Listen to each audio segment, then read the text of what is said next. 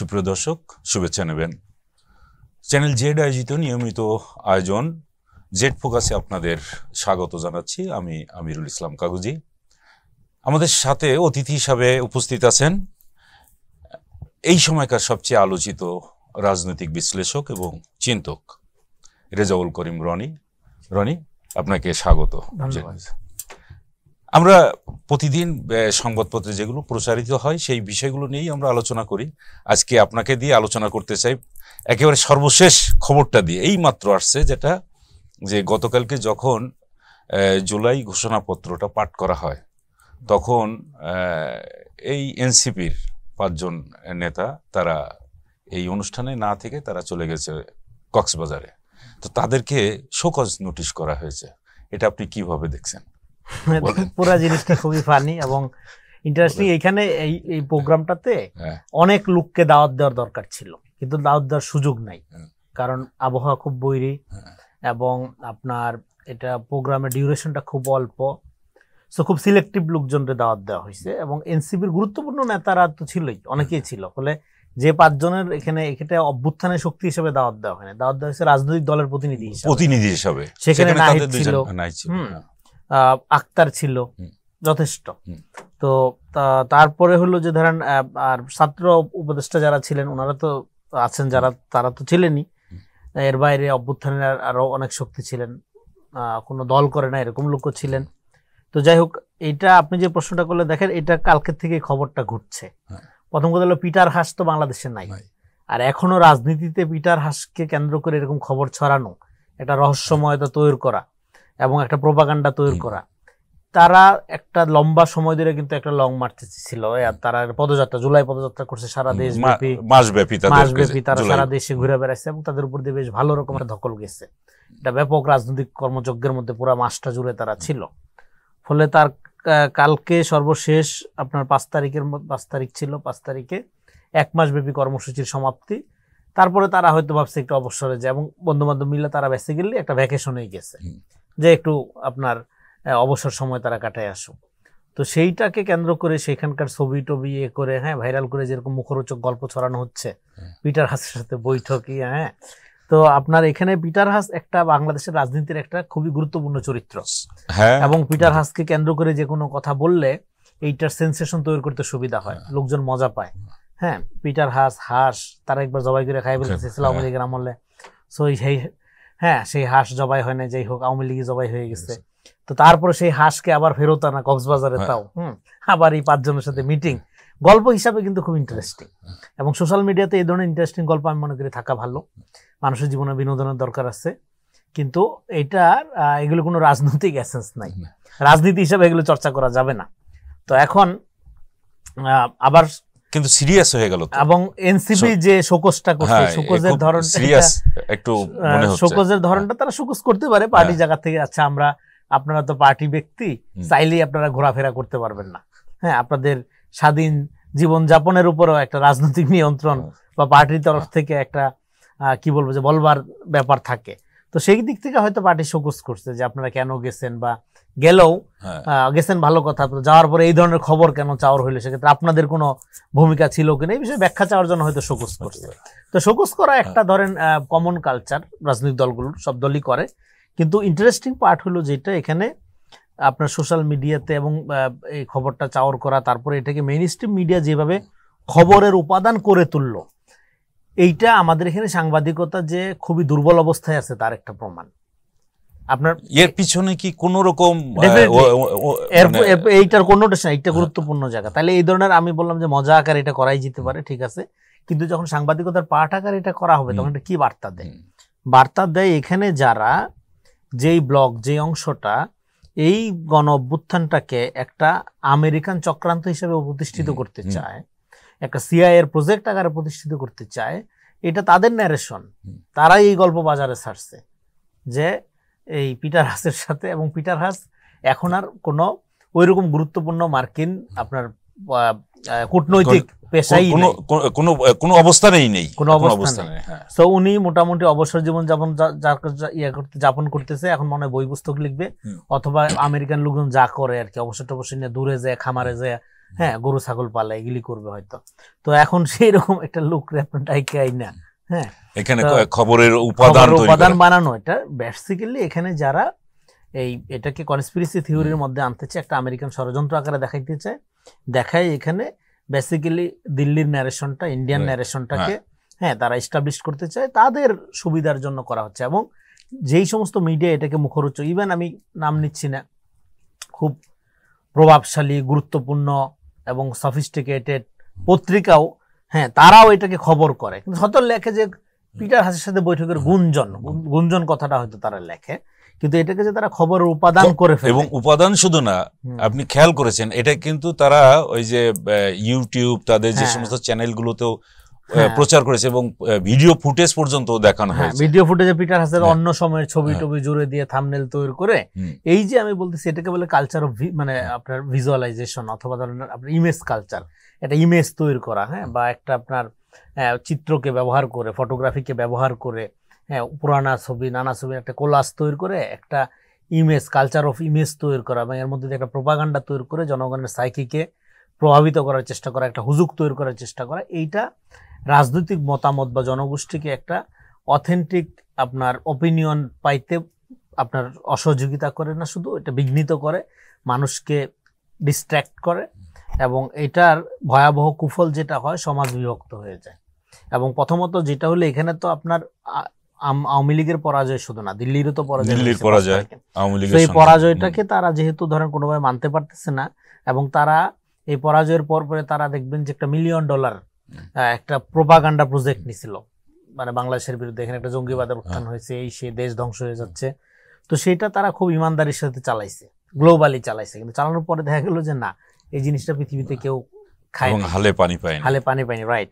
তো তারপরে তারা সেই প্রজেক্টে যে আপনার প্রজেক্ট ফেল করার পরেও তারা কিন্তু এর থেকে সরে আসে নাই, তারা যখনই সুযোগ পাচ্ছে তখন কাজে লাগাচ্ছে। এই সুযোগেরই পার্ট হিসাবে এনসিপির এই 5 জন নেতাকর্মীকে নিয়ে এনসিপির সমালোচনা আছে, সেটা করাও যাবে, কিন্তু কথা হলো এখানে আরেকটা পয়েন্ট বলে এই আলাপটা শেষ করি, সেটা হলো যখন আপনি যে অপরাধ করে নাই তাকে সেই অপরাধে ট্যাগ দিয়ে তার বিরুদ্ধে একটা ক্যাম্পেনিং চালাবেন এবং ভিউজ রকম মতামত উৎপাদনের চেষ্টা করবেন, তখন কখনো যদি সেই দল, সেই ব্যক্তি, সেই গোষ্ঠী, সেই গ্রুপ সেই অপরাধ করেও, তখন সেটার বিশ্বাসযোগ্যতা হারাবে।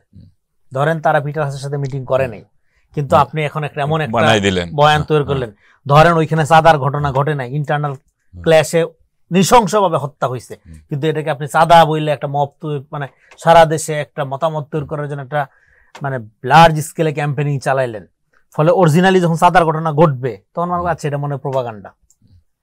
ফলে অরিজিনালি তারা যদি কখনো এরকম কোনো বিদেশি শক্তির সাথে, নট অনলি আমেরিকা, কোনো শক্তির সাথে যদি বৈঠক টৈঠক করার চেষ্টা করে এবং সেই সত্য খবর যদি সামনে আসে, সেটার বিশ্বাসযোগ্যতা হারাবে। ফলে এইটা হলো ডেঞ্জারাস দিক।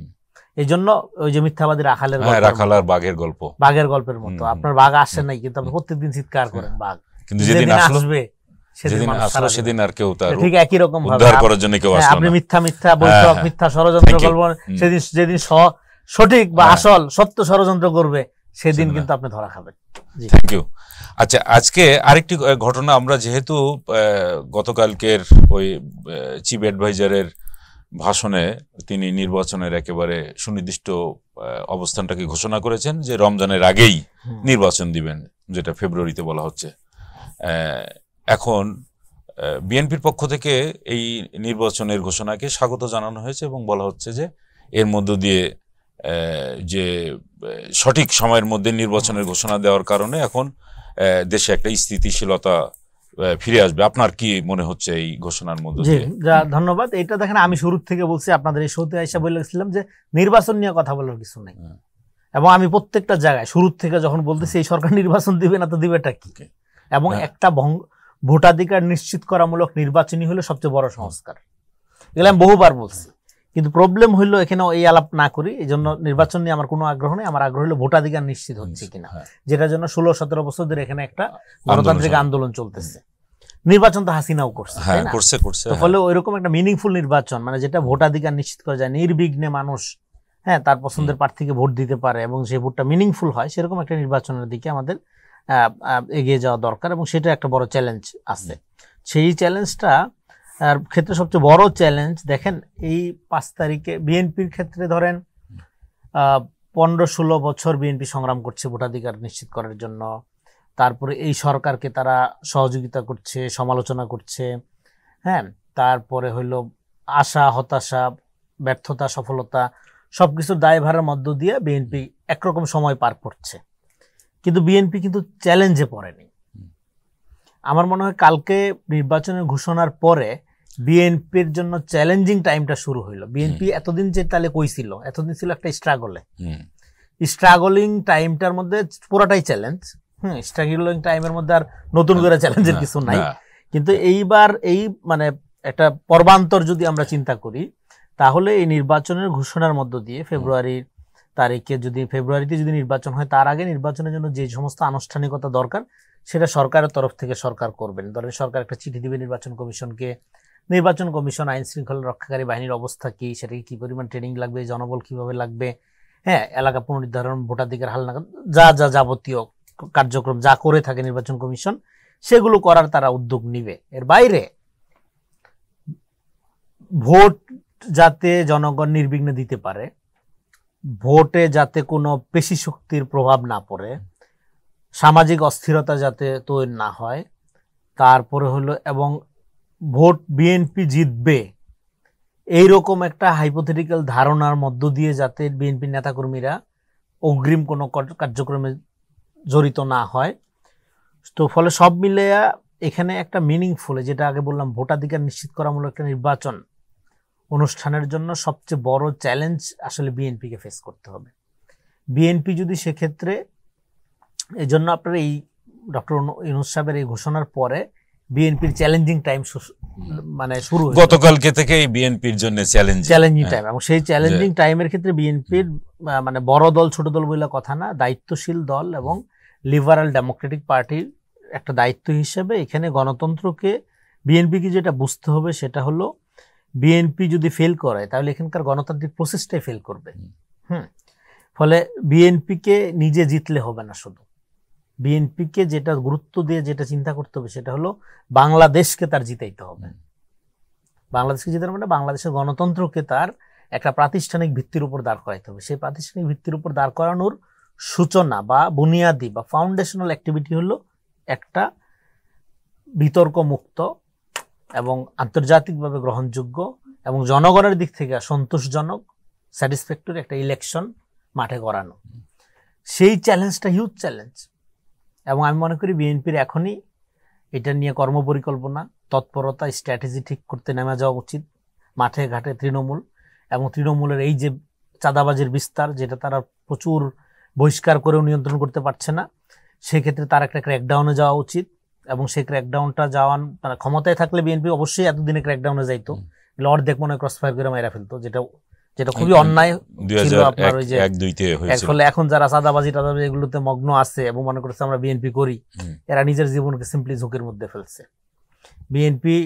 বিএনপির অনেক সমস্যা আছে, বিএনপির রাজনীতিটা ভালো, চোর বাটপার বেশি, এটা একটা সমস্যা। কিন্তু বাংলাদেশের জনগণ এবং বিএনপির নেতাকর্মী নির্ভর দল না, যেটা আমরা বারবার বলি, এটা সমর্থক নির্ভর ভোটার নির্ভর দল। ফলে বিএনপির উচিত এই যে নীরব অসহায় ভোটার, তাদেরকে আপনার গুরুত্ব দেওয়া। এবং একটা কথা হইলো, ধরেন যেটা আমাদের গুরুত্ব দিয়ে বলতে হবে, বিএনপির লোকজন রাগ করলেও কিছু করার নাই। বিএনপির নেতাকর্মীরা যদি মনে করে আমরা অনেক বড় দল, আমরা বিশাল শক্তি, এবং এটার গর্বে যদি গর্বিত হয়ে যায়, তাহলে বিপদ আছে। আপনার নেতা তারেক রহমান কি বলতেছে? তারেক রহমান বলতেছে, জনগণ যদি আপনাকে আস্থায় নিতে না পারে তাহলে আপনি কিসের নেতা? জনগণ যদি আপনার উপর ভরসা করতে না পারে তাহলে আপনি কিসের নেতা? তার মানে আপনার গুরুত্বপূর্ণ হইলো যে আপনি কত বড় নেতা, আপনি কত বড় সংগঠন, সেটা গুরুত্বপূর্ণ না। গুরুত্বপূর্ণ হলো জনগণ আপনাকে কতটা আস্থায় রাখতে পারে, সেটা অর্জন করা। তো ফলে আপনি সংগঠনের গর্বে গর্বিত হয়েন না, আপনি জনগণের আস্থার দিক থেকে কতটুকু আগাইছেন সেই জিনিসটা আগে ঠিক করেন, সেই জিনিসটার দিকে ফোকাস হন, যেটা আপনার নেতা বারবার বলতেছে যে জনগণ যদি আমার দিক থেকে মুখ ফিরায় নেয়, আমার আর যাওয়ার জায়গা নেই। এর চেয়ে পরিষ্কার মেসেজ তো আর হয় না। ফলে আমি মনে করি বিএনপির, তৃণমূলের নেতাকর্মী থেকে শুরু করে প্রত্যেকের উচিত এই জিনিসটা বোঝা যে বাংলাদেশের রাজনীতির মডেলটা তারা এতদিন আওয়ামী লীগকে মাথায় রেখে যেভাবে রাজনীতি করছে সেই মডেলে আর চলবে না। এখন একটা সেবামূলক রাজনীতির দ্বার উন্মোচিত হয়েছে। 5 তারিখের পরে রাজনীতিটা আলাদা। সেই রাজনীতির সাথে মার্চ করে তাদেরকে বাংলাদেশ বিনির্মাণের পুনর্গঠনের যে প্রক্রিয়া, সেই প্রক্রিয়ায় মানে ভ্যানগার্ডের ভূমিকা পালন করতে হবে। এটা হলো ধরেন যে আগের গরু যেমন যায় পরের হাল সেভাবে যায় আছে না। তো বিএনপি বড় রাজনৈতিক দল শুধু না, বিএনপি গণতান্ত্রিক অঙ্গীকারের জন্য, ভোটাধিকার প্রতিষ্ঠার জন্য এখানে প্রায় 1.5 দশকের তার যে সংগ্রাম, এই 1.5 দশকের সংগ্রামের ঐতিহ্যটা রক্ষিত হবে সে যখন এই সংগ্রামের ফলাফল হিসেবে রিয়েলি জনগণকে এম্পাওয়ার করা, জনগণকে ক্ষমতায়িত করার রাজনীতিরা যখন সে শুরু করবে, এবং সে যখন এই রাজনীতিটা করবে অন্যরা অটো এটা ফলো করবে। অন্যদের অটো রাজনৈতিক তাদের বিবাদ থাকবে, বিএনপির প্রতি তাদের অনেক অভিযোগ থাকবে, বিএনপির প্রতি তাদের অনেক প্রতিযোগিতামূলক অ্যাক্টিভিটি থাকবে। এরপরেও বিএনপি যখন একটা বেটার ড্রাইভ দিবে, পুরা রাজনৈতিক পরিমণ্ডলের কোয়ালিটিটা চেঞ্জ হবে, উন্নত হবে। ফলে সেক্ষেত্রে বিএনপির দায়িত্বটা কিন্তু হিউজ। এই জন্য আমি বলতেছি বিএনপির জন্য ডক্টর ইউনূসের এই ঘোষণার মধ্য দিয়ে চ্যালেঞ্জিং টাইমের সূচনা হইল, এবং এই চ্যালেঞ্জটা বিএনপি যত প্রপারলি ডিল করতে পারবে তত বাংলাদেশের জন্য ভালো হবে, এবং বিএনপি যত ফেল করবে সেই জায়গাটা তখন পৃথিবী শূন্যস্থান পছন্দ করে না, সেই জায়গাটা পূরণ করার জন্য নতুন রাজনীতি উঠে আসবে। কিন্তু এখানে আপনি এখন যে ভোটের যে প্যাটার্ন যেটা এখন আছে, ভোটারের যে অবস্থানটা, একদিকে ধরেন বিএনপি, জামাত ইসলাম, তারপরে এনসিপি, এখানে ভোটের রেশিওতে যদি আপনিও খেয়াল করেন, এখানে যদি আর অন্য কোনো দল মাঠে না থাকে তাহলে ভোটাররা কোন জায়গায় যাবে? এবং আস্থা অনাস্থা যে কথাটা আপনি বললেন, আস্থা অনাস্থার বাইরে উঠেও তো তাদের ভোটারদের একটা জায়গা খুঁজতে হবে, সেই জায়গাটা কোথায়? দেখেন, আপনার এখানে ধৈর্য নেন, আপনি যদি ন্যাচারালি ধৈর্য নেন বিএনপির ভোট বেশি, যদি ন্যাচারালি এরকম ধৈর্যও নেন, কিন্তু অন্যদের ভোট নাই, কিন্তু অন্যরাও তো মাঠে রাজনীতি করে, তাদের কার্যক্রম বিস্তৃত করার চেষ্টা করছে তারা তাদের মতো করে। এখন জনগণ তো সিদ্ধান্ত নেওয়ার ক্ষেত্রে ধরেন স্বাধীন, তারা সিদ্ধান্ত নেওয়ার ক্ষেত্রে দেখবে যে কোন দলের কর্মসূচিটা বা কোন ব্যক্তিটাকে তারা আস্থায় রাখতে পারে, কোন কর্মসূচিটা বাংলাদেশের জন্য বেটার হবে, সেই অনুযায়ী তারা একটা সিদ্ধান্ত নেবে। তারপরে পার্সোনাল পছন্দ অপছন্দ, লোকাল হিসাবগুলো থাকে অনেক ক্ষেত্রে, সেগুলো অনুযায়ী তারা সিদ্ধান্ত নেবে। তো সব মিলে যেটা গুরুত্বপূর্ণ জায়গা সেটা হলো যে আপনার এই সিদ্ধান্ত নেওয়ার ক্ষেত্রে আপনার ধরেন কোনো কিছুতে আপনি তাকে প্রভাবিত করতে পারবেন না। আপনি যদি তাকে প্রভাবিত না করার পরে সে যদি ইন্ডিপেন্ডেন্টলি সিদ্ধান্ত নেয়, ফলে আপনি তখন আর বলতে পারবেন না যে আপনার যে পূর্ব অনুমান, পূর্ব হিসাব, সেই অনুযায়ী রেজাল্ট আসবে। রেজাল্টটা আনপ্রেডিক্টেবল হইতে পারে, এইটা একটা। আরেকটা হলো গত 24 বছর তো ওই অর্থে কোনো নির্বাচন হয় না, আমরা বিপুল নতুন ভোটার এর মধ্যে তৈরি হয়েছে, ফলে এইটা পরিসংখ্যানগতভাবে আমাদের কাছে আসলে কোনো ডেটা নাই যেটা কি চরিত্র দাঁড়াবে। ফলে আমি বলতেছি এটা প্রত্যেকটা রাজনৈতিক দলের জন্য একটা সুযোগ এবং অ্যাট দ্য সেম টাইম একটা বড় চ্যালেঞ্জ। এবং কারণ হলো আপনার আসলে প্রপার কোনো ডেটা নাই যে এই ভোটারটা কোন ধরনের রাজনৈতিক প্যাটার্ন বা দলের দিকে ঝুঁকবে। হ্যাঁ, কারণ প্রপার ভোট তো হয় নাই। আওয়ামী লীগের এগুলো তো একটা মানে আপনি আমল নিতে পারবেন না মানে ভোটিং প্যাটার্ন অ্যানালাইসিস করার জন্য। ফলে সেদিক থেকে পুরো কন্ডিশনটাই একদম নতুন। এবং আপনি কি সামনে যে ইলেকশনটা, যে ভোটটা হবে, সেটা কি পূর্বের কোনো ঘটনার মানে কি বলবো আমরা, এটা যেমন 2024 সালের 7 জানুয়ারি একটা নির্বাচন হয়েছে, সেখানে কিন্তু ভোটাররা কোনো চয়েস পায় নাই। এখানে কিভাবে তারা এই চয়েসটার ক্ষেত্রে যে সেইটার আবার পুনরাবৃত্তি ঘটবে কিনা, এখানে তো আর কোনো রকম জায়গাই খুঁজে পাচ্ছে না, এবং একটা গ্রুপ আসবে না, কিন্তু একটা গ্রুপ কিন্তু আসবে না। I got your point. এখানে দেখেন গণতান্ত্রিক প্রক্রিয়ায় বা গণতান্ত্রিক উত্তরণের ক্ষেত্রে ফ্যাসিবাদকে এক্সেপশন হিসাবে কোথাও বিবেচনা করা হয় না। আফটার আপনার হিটলারের পতনের পরে নাৎসি বাহিনীকে বা হিটলারের বাহিনীকে নির্বাচনের জন্য কেউ ডাকে নেই, মুসলিনের বাহিনীকে কেউ নির্বাচনের জন্য ডাকে নেই। ফলে a country without Awami League, এভাবেই রাজনীতির বিকাশ শুরু হবে। এখন আওয়ামী লীগের যারা ইমানদার ভোটার, যারা মনে করে নৌকায় ভোট না দিলে ভোট দেওয়া হইল না, তাদেরকে বুঝতে হবে পৃথিবীতে কোনো কিছু অমর অজয় অক্ষয় না, ইতিহাসের পরিপ্রেক্ষিতে অনেক কিছু চেঞ্জ হয়ে যায়। সো হ্যাঁ, নৌকা তলায় গেছে, অসুবিধা নাই, আর অনেক রাজনীতি আছে, আপনার যেটা ভালো লাগে সেটা করেন। এখন আপনি যদি মনে করেন যে না তারা ভোট দিবেন, এখন তাদের যে ভোটের পার্সেন্টেজটা সেটা যদি ভোট কেন্দ্রে অনুপস্থিত থাকে, সেটা কি নির্বাচনকে প্রভাবিত করবে? সেটা নির্বাচনকে প্রভাবিত করবে না, সেটা লেজিটিমেসির দিক থেকে প্রভাবিত করবে না, কিন্তু নির্বাচনের লেজিটিমেসির জন্য কোনোটাই প্রভাবিত করবে না। কিন্তু যেটা এটা স্ট্রেনদেন হবে না এক অর্থে যে ভোটার উপস্থিতির দিক থেকে একটু কম থাকবে ভোটার উপস্থিতি, মানে পরিপূর্ণ ভোটার উপস্থিতি থাকবে না। ওই রকম ভাবে আপনার মানে একটা এলাকার ভোটের তো একটা হিসাব আছে যে এতজন ভোটার আছে, সেখানে যদি ধরেন কট্টর আওয়ামী সমর্থকরা যদি ভোট বর্জন করে বা ভোট দিতে না যায়, সে অংশটা যাবে না, তার একটু ভোট কেন্দ্রে তাহলে চাপটা কম থাকবে বা সংখ্যাটা কম চোখে পড়বে, এই তো। কিন্তু আমার মনে হয় না যে ব্যাপারটা এরকম হবে, কারণ তারা জানে তাদের নেত্রী পালায় গেছে এবং এখানে আওয়ামী লীগের রাজনীতি করার আর কোনো সুযোগ নাই। ফলে কিন্তু তাদের বাংলাদেশে থাকতে হবে। যারা আমি বলতেছি যারা গণহত্যাকারী না, যারা লুটপাট করে নাই, নিরীহ সমর্থক, সাধারণ সমর্থক, হ্যাঁ, তাদের বাংলাদেশেই থাকতে হবে, তাদের বাংলাদেশেই থাকতে হবে, এই সমাজের মধ্যেই থাকতে হবে। এবং আমি মনে করি তারা বাংলাদেশের নাগরিক, তারা আওয়ামী লীগ করে কোনো অন্যায় করে নাই, ভুল করছে, একটা ভুল চিন্তা বা মতাদর্শকে তারা সমর্থন দিয়েছে, সেটা একটা ব্যাপার। ফলে যেহেতু তারা অন্যায়কারী না, কিন্তু এই জন্য এই গণতান্ত্রিক বাংলাদেশ বিনির্মাণের ক্ষেত্রে তাদেরও ভূমিকা আছে, তাদেরও লাগবে। এতদিন যেরকম বিএনপি জামাত ট্যাগ দিয়ে কথায় কথায় অত্যাচার করা হয়েছে, আওয়ামী লীগ ট্যাগ দিয়ে কাউকে সমাজে অত্যাচার করা, তার ক্ষতি করা, মানবাধিকার লঙ্ঘন করা, এগুলো করা যাবে না, করার কোনো দরকার নেই।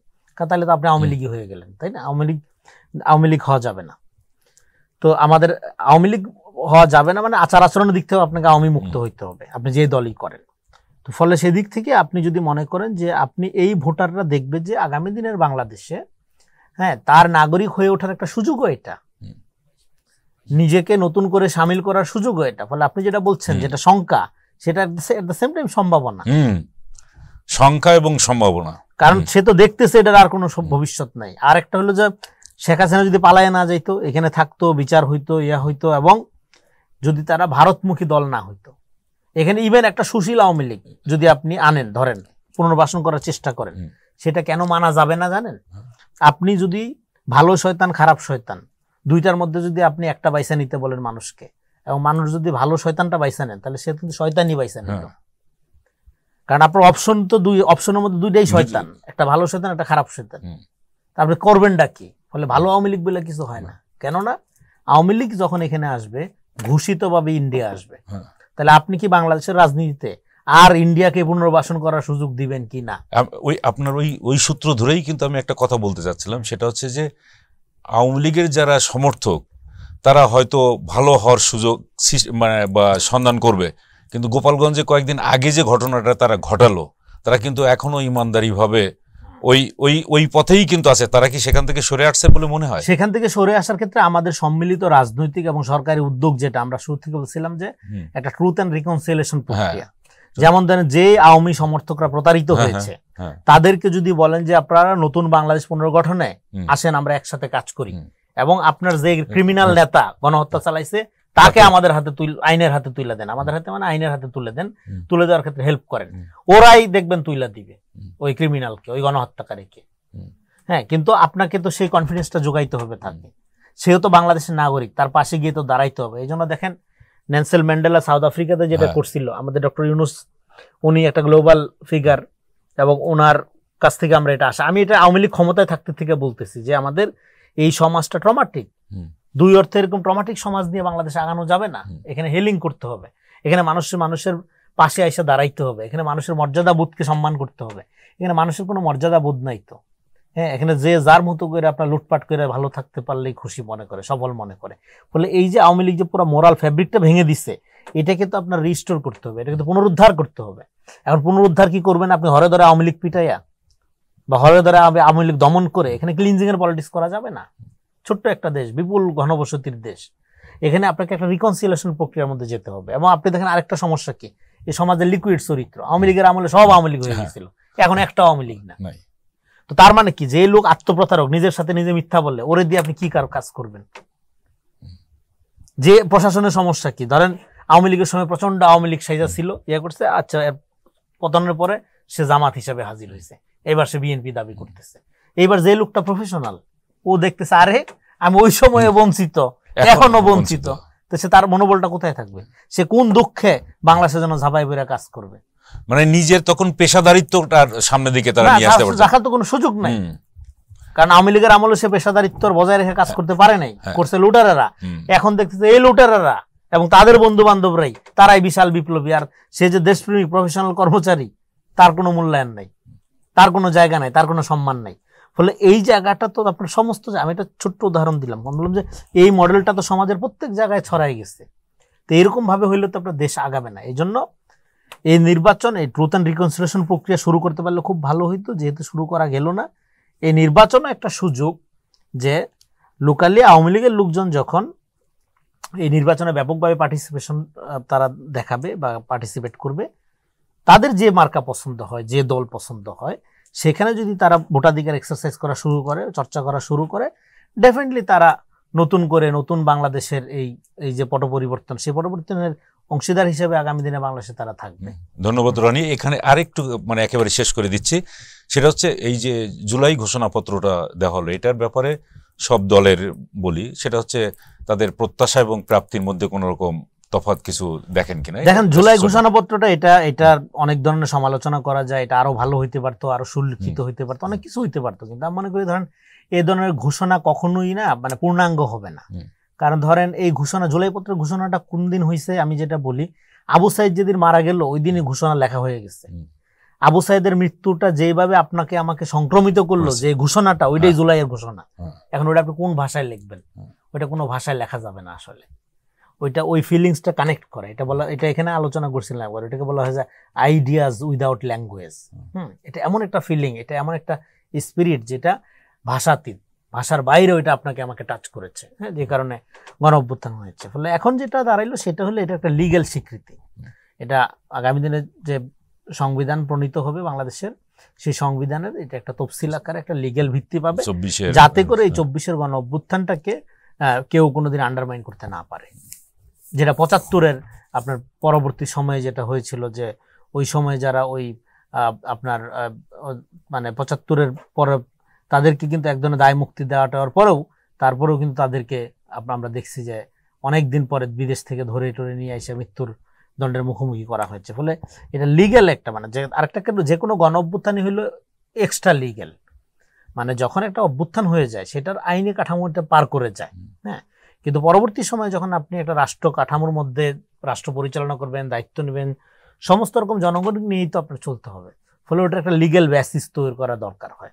তো এই ঘোষণাপত্রের মানে গুরুত্বপূর্ণ অর্জন হলে এটা একটা লিগ্যাল একটা কাঠামো পাইল আর কি। ধন্যবাদ রনি। জি, থ্যাংক ইউ। আজকে এই পর্যন্ত। পরবর্তীতে আবার নতুন কোনো বিষয় নিয়ে আপনাদের সামনে হাজির হব। ততক্ষণ চ্যানেল জেড এর সঙ্গেই থাকুন। আল্লাহ হাফেজ।